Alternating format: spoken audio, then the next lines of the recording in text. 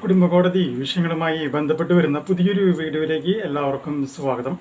Video കാണുന്ന ആർക്കെങ്കിലും കുടുംബകോടതി വിഷയങ്ങളുമായി ബന്ധപ്പെട്ട് എന്തെങ്കിലും സംശയങ്ങളുണ്ടെങ്കിൽ കോൺടാക്റ്റ് ചെയ്യാം.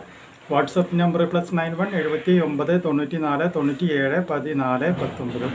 ഒരു വട്ടം വിളിക്കുവാനുള്ള കൺസൾട്ടേഷൻ ഫീസ് 500 രൂപ. ഗൂഗിൾ പേ ചെയ്യുക. സ്വന്തമായി ഗൂഗിൾ പേ ഇല്ല എന്നുണ്ടെങ്കിൽ ഫ്രണ്ട്സിൻ്റെ ഗൂഗിൾ പേ ഉപയോഗിച്ചുകൊണ്ടും എമൗണ്ട് പേ ചെയ്യാവുന്നതാണ്. മെമ്പേഴ്സ് ഓൺലി വീഡിയോസ് കാണണമെന്നുണ്ടെങ്കിൽ താഴെയുള്ള ജോയിൻ ബട്ടൺ പ്രസ് ചെയ്ത് മെമ്പർഷിപ്പ് എടുക്കുക. ആർക്കെങ്കിലും മെമ്പർഷിപ്പ് എടുക്കാനായിട്ട് എന്തെങ്കിലും ടെക്നിക്കൽ ബുദ്ധിമുട്ടുണ്ടെങ്കിൽ മെസ്സേജ് ചെയ്ത് കഴിഞ്ഞാൽ എങ്ങനെ മെമ്പർഷിപ്പ് എടുക്കാം എന്നുള്ളതിൻ്റെ വീഡിയോ ലിങ്ക് അയച്ചു തരാം. വിവിധ വിഷയങ്ങളുമായി ബന്ധപ്പെട്ട വീഡിയോസും പ്ലേലിസ്റ്റിൽ അവൈലബിൾ ആണ്. ഇന്നത്തെ വീഡിയോയിൽ നമ്മൾ ഡിസ്കസ് ചെയ്യുന്നത് തമ്പനയിൽ കണ്ടതുപോലെ തന്നെ ATM കാർഡുമായി ബന്ധപ്പെട്ട ഒരു വിഷയമാണ്. പലപ്പോഴും കോടതികളിൽ കണ്ടുവരുന്ന ഒരു കാര്യമാണ്. ഭാര്യയുടെ ATM അക്കൗണ്ട് ഉപയോഗിച്ചുകൊണ്ട് ഭർത്താവ് പലപ്പോഴും വലിയ വലിയ സംഖ്യകൾ പിൻവലിക്കുന്ന ഒരു കാര്യം പലപ്പോഴും കോടതിയിലേക്ക് വരാറുണ്ട്. അപ്പോൾ അതുമായി ബന്ധപ്പെട്ട് കോടതി പറഞ്ഞിട്ടുള്ള ഒരു പോയിന്റും ബാങ്ക് പറയുന്ന പോയിന്റും ഇതാണ്.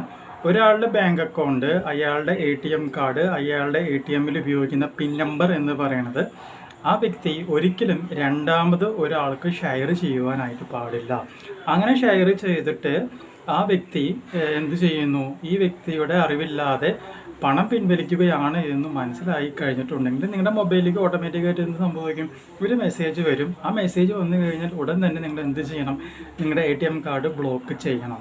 അങ്ങനെ ബ്ലോക്ക് ചെയ്തില്ല എന്നുണ്ടെങ്കിൽ ഈ വ്യക്തി തുടർന്നും ഇതുപോലെ പൈസ എടുത്തു കൊണ്ടുപോവുകയാണ് എന്നുണ്ടെങ്കിൽ വർഷങ്ങൾക്ക് ശേഷം ഈ വ്യക്തിക്കെതിരെ എൻ്റെ ATM കാർഡ് ഉപയോഗിച്ചുകൊണ്ട് എൻ്റെ അക്കൗണ്ടിൽ നിന്നും പണം പിൻവലിച്ചു എന്ന് പറഞ്ഞ് കേസ് കൊടുത്താൽ ആ കേസിന് നിലനിൽപ്പില്ല എന്നാണ് കോടതി ഉത്തരവുകൾ പറയുന്നത്.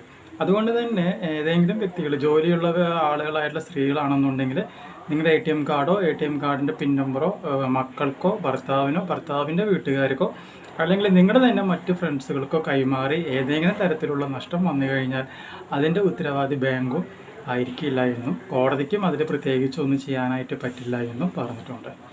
ഓക്കെ, ഇത് വളരെ ഇമ്പോർട്ടൻ്റ് ആയിട്ടുള്ള പോയിൻ്റാണ്. പല ആളുകളും ചോദിച്ചുകൊണ്ടിരുന്നൊരു സംശയമാണ്.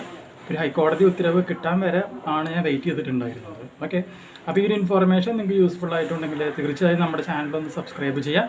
തൊട്ടടുത്ത് കാണുന്ന ബെൽ ബട്ടണും എനേബിൾ ചെയ്യുക. പുതിയൊരു വീഡിയോ ആയിട്ട് വീണ്ടും കാണാം. ബൈ.